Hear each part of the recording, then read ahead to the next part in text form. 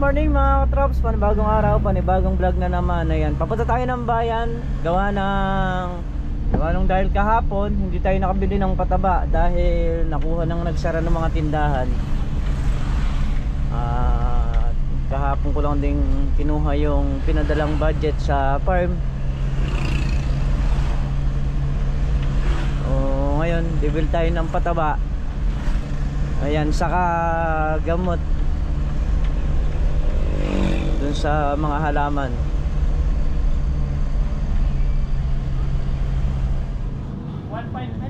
Saka Marshall. Yung maliit lang po. Yan ang wapa. Opo, 1,440. Ano ba po? Saka isang Grass Zero. Grass Zero po na litro galon. 4 liters. Ang galon. Ay.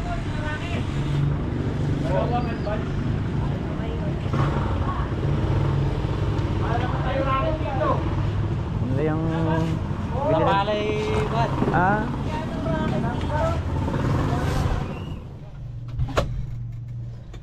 So yun mga katrops, tayo nakabili na. Diretso na tayo ng bukid.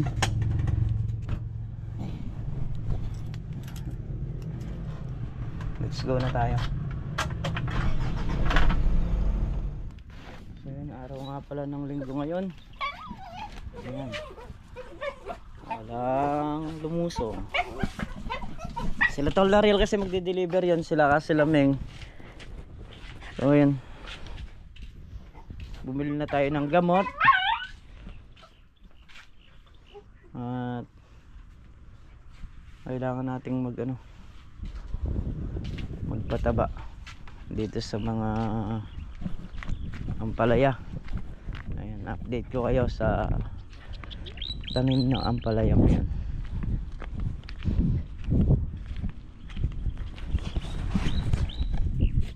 Ayan na po sila. Malalapad na yung dahon. Pagka kinargahan pa natin ng patabayan, susintad na yun. So wala sila rito.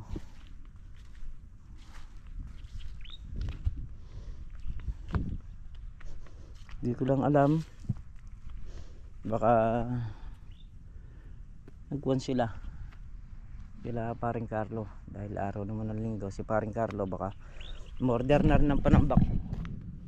Pinayos na yung kanyang tatambakan.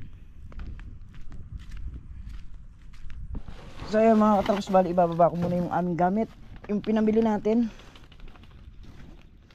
gawa nung ayun, mamaya pa sila Paring Carlo. Ay, lagyan ko muna rito sa ilalim.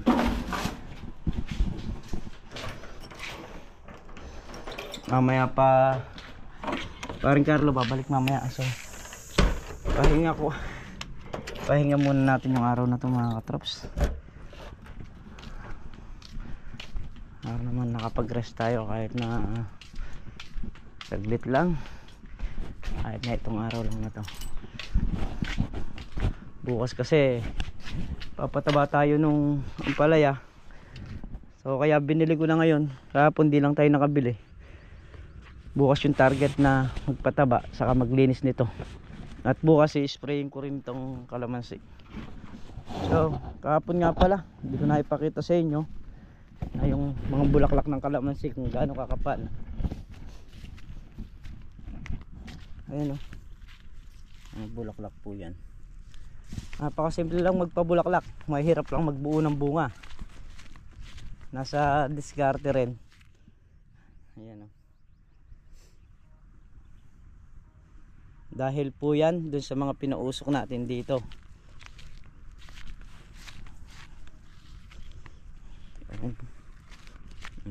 Kapal. Kahit saan ka gumawi dyan, lahat nung nausukan na yan talagang kakapal ang bulaklak. Ito, isprayin ko muna, tapos patutubigan, tapos rurutuhin. So syempre bago mangyari yon, kailangan muna natin linisin lahat yung mga buho tatabi natin. Mga alambreng iba nakatabi na, meron pa mga ilang alambre doon, yung mga irorolyo. Ngayon nga araw ng linggo, so kailangan din pahinga ng katawan, kaya papahinga muna tayo. Tutuloy natin na lang natin yung vlog siguro sa pagtitinda na lang sa tinda.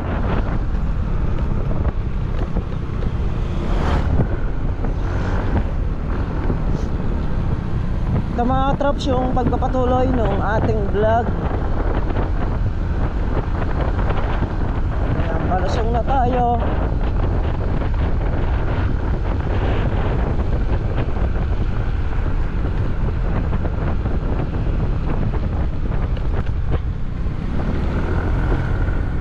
Ayan, yung bulaklak oh, grabe.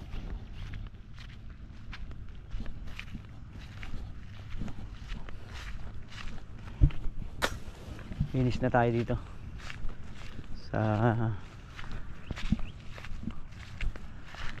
pagitan nito para maano siya, roto.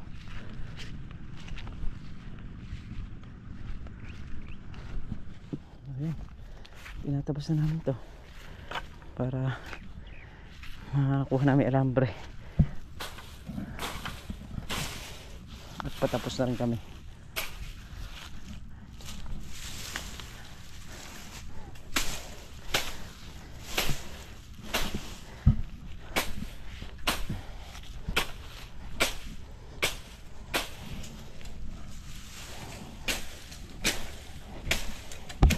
Ano dong?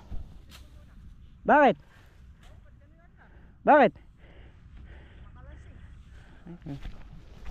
Ito natin ulit yung grass cutter.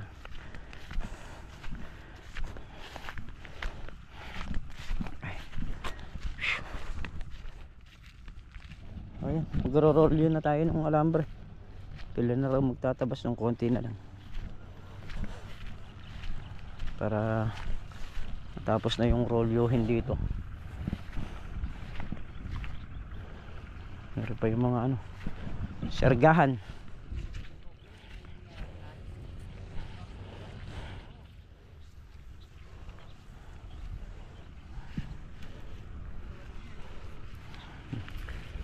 Ito yung alambre. Mas maganda yung malaki yung bilog para konti lang ang ikot. Pagka kasi maliit ang ginawa ng bilog, matagal, maraming ikot.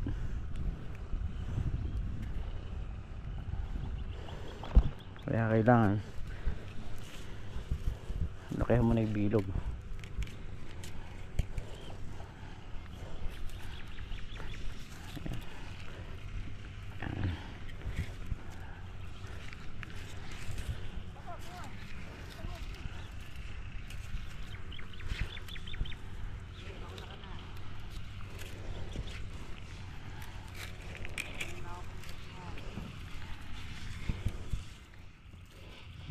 Kailangan batak.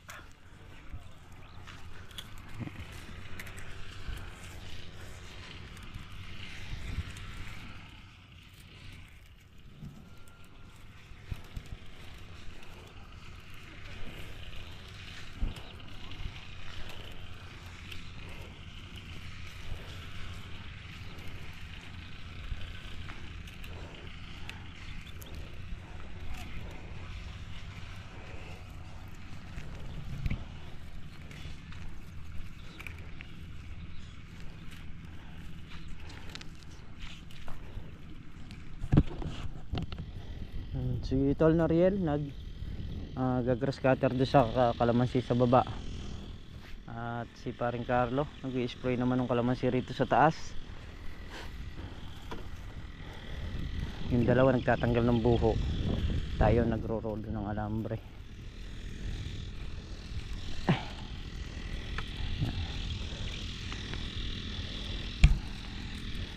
Makakaisa na tayo. Mahaba rin yung kasi alambre na to, diretsuhan to wala namang mga lagot.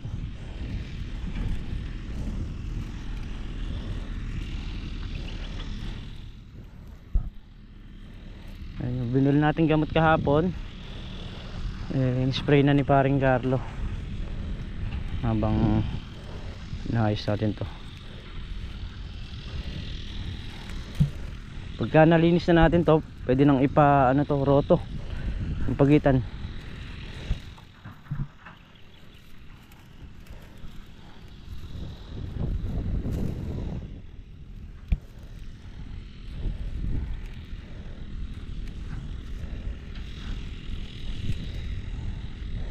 Hindi pala, ano muna pala to, patubig muna tapos roto.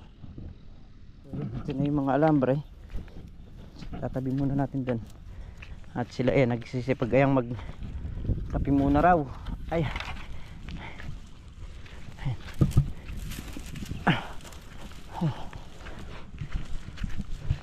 lima na lang yung baklasin nating alambre pa diretso, tapos puro pabarega na rin.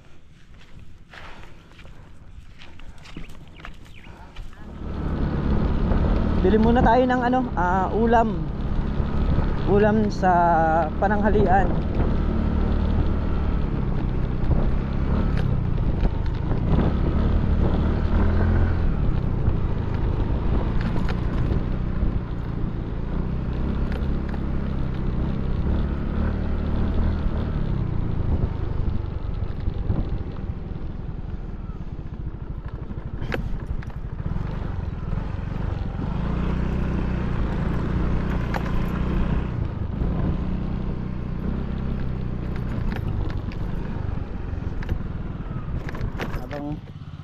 Nagdidilig sila ng mga ampalaya. Oh, kahit dyan ka pumesto, papatubig na tayo sa kalamansi.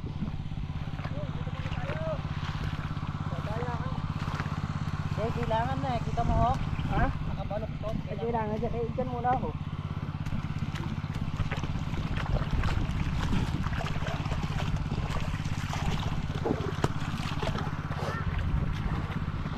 Pak, dito muna raw. Dito. Kumakalusot. Hindi nakalusot. Dito na ako. Kahit na dito na lang kayo kumuha ng tubig Dalhin nyo lang yung panalok nyo. Oh? Malayo pa. Kaya nga. Ayun dito na lang kayo kukuha sa kalamansi na to. Oh.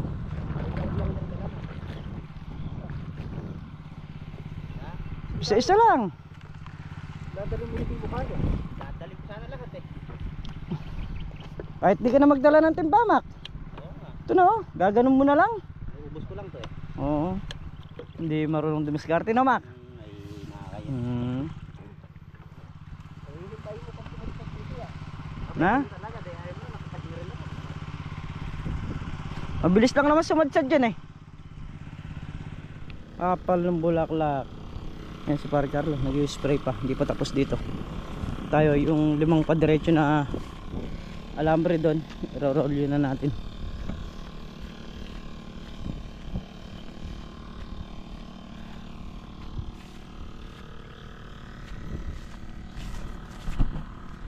Kamerawe, kakain muna. Nananghali. Anong nanghali na rin. Sa alauna na. Ngayon lang ginutom dahil mga nagsisipag kape. Kaya kain muna kami. Nakatatlong roll ulit tayo. May natira pa tayong 2. Ayan, nayari na natin yung alambre na padiretsong ganun. So yung pahalang naman, meron pa yan dito sa kalahati.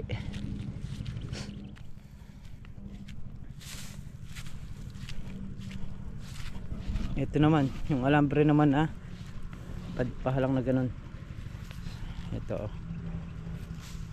ano rin to, isa, dalawa,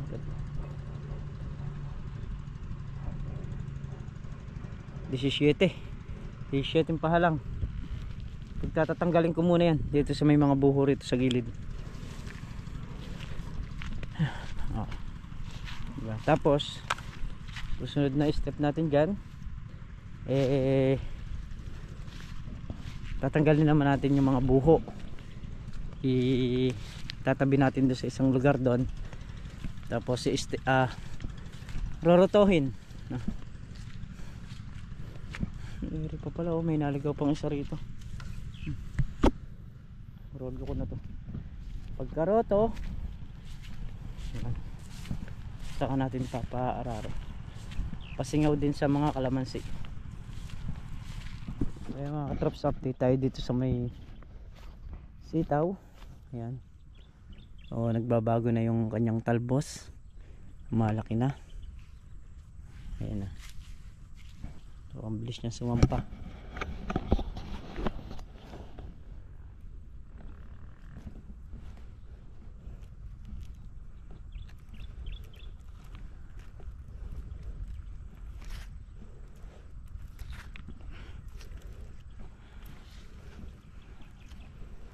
Yung kanyang bulaklakan ayun na rin, oh, lumabas na. Ayan.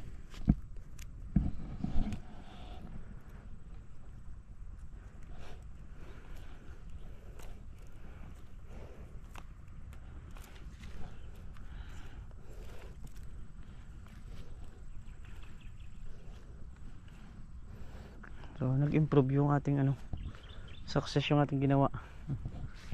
Ba, nag-aano na siya, naglalabas na siya ng mga bulaklakan. So yun, pasado alas 5 na ng hapon mga katrops. Yan, umambon kaya lang di lumakas yung ulan. So mainam din yan, nabanlawan yung dahon ng ampalaya.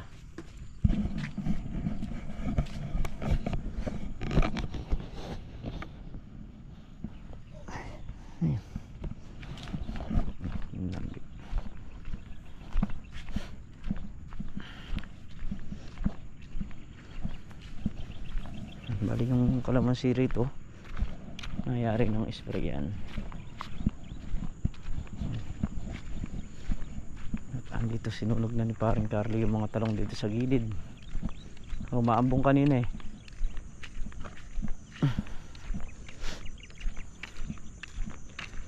Ayan. So dito sa may palaya, mabibitin yung buto. Baka tumingin tayo ng buto ng sitaw kasi yung sa pamakpak niya magkabilang gilid para sa sitaw.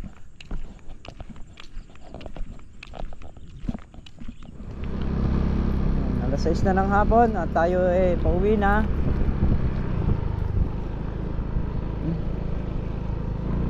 Para mapahinga na rin bukas uli. Trops, dire-diretso na naman.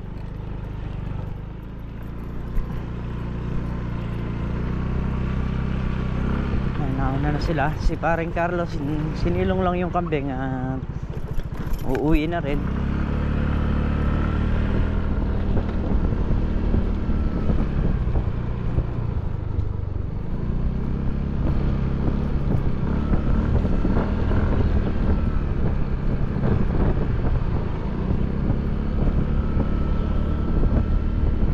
Dito sa may lugar namin, dito sa may gilid ng ilog, pangkaraniwan nakikita namin bayawak.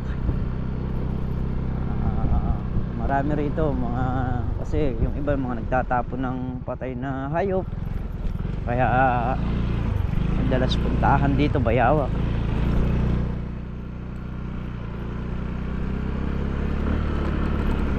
Minsan sa gitna ng daan, hindi naman namin pinapansin yung mga ganun eh.